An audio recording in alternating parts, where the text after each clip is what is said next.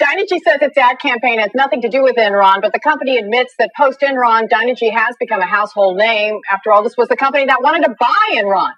The good news, says DYNEGY, at least everyone now pronounces the name right. They're not saying DYNERGY, but analysts and marketing experts say it's critical that DYNEGY shows people it is not Enron, and they praise the company's marketing strategy, which includes commercials like this one.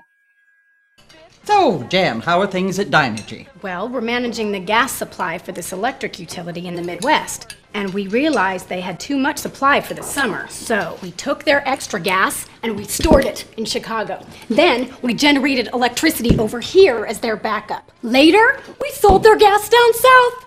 So everybody got what they needed. We do that kind of stuff every day at DYNEGY. Would you please pass the potatoes? I think they're in Chicago.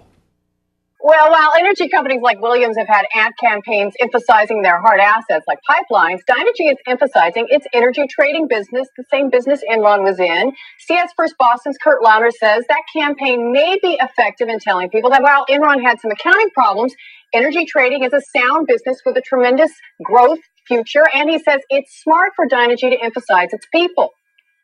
It really is a people business at the end of the day in energy marketing. So putting a human face on those people and attracting a bigger market share of the $400 billion annual energy marketplace in the U.S. is really the goal of the exercise. I believe this power plant belongs to me. Right.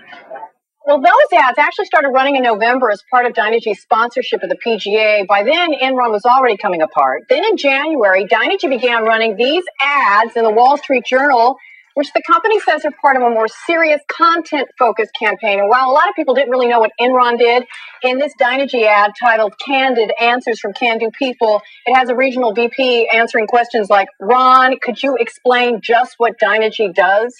Bauer College of Business Marketing professor Betsy Gelb says providing this sort of clarity and transparency in an ad campaign is very smart.